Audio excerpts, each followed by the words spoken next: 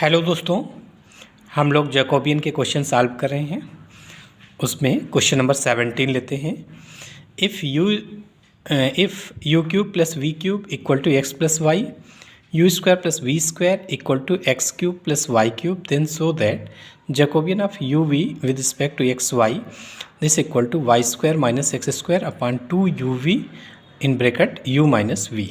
ठीक है, ये क्वेश्चन AKTU में पेपर कोड TAS 104 2006 में पूछा गया है।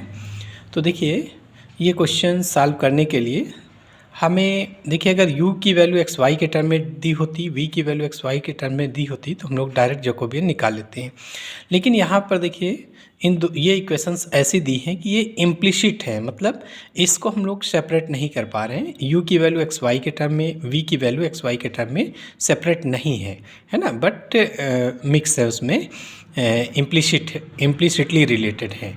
जब सेपरेट नहीं कर पाते हैं तो उसको हम लोग इम्प्लिसिट फंक्शंस या इम्प्लिसिट रिलेशंस बोलते हैं।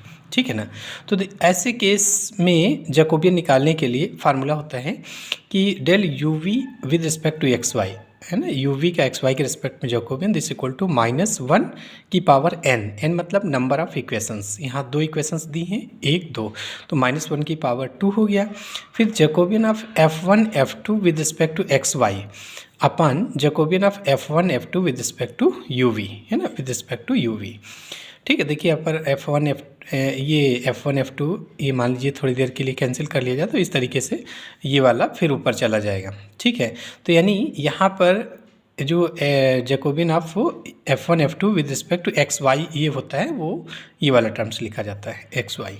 ठीक है, तो देखिए F1 F2 क्या है। F1 को हम लोग पहली इक्वेशन को सब कुछ लेफ्ट साइड में लाके उसको F1 मान लेंगे, दूसरी इक्वेशन को F2 मान लेंगे। तो इम्प्लिसिट फंक्शंस का जैकोबियन निकालने का ये रूल होता है, यानी इसको F1 F2 F3 इस तरीके से करके मान लेते हैं।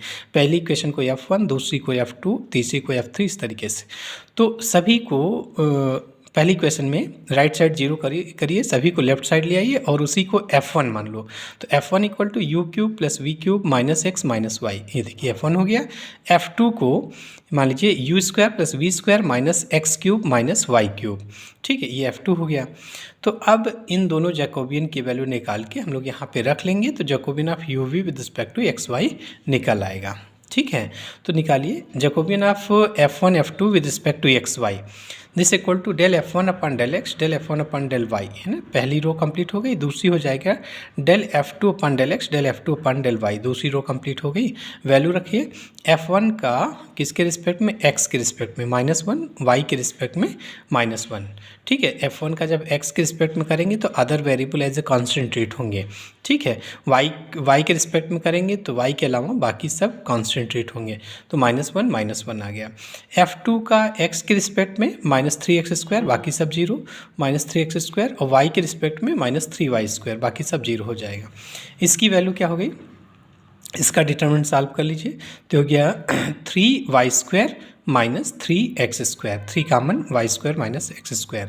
अब दूसरा वाला जैकोबियन निकाल लो, Jacobian of F1 F2 with respect to you V, Jacobian of F1 F2 with respect to you V is equal to पहली row del F1 upon del U, del F1 upon del V, फिर del F2 upon del U, del F2 upon del V, दूसरी row complete हो गई।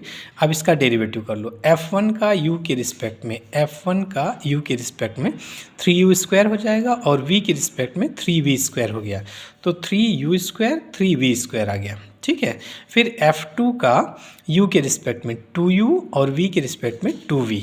ठीक है, तो F2 का u के रिस्पेक्ट में 2u और v के रिस्पेक्ट में 2v डेरिवेटिव हो गया।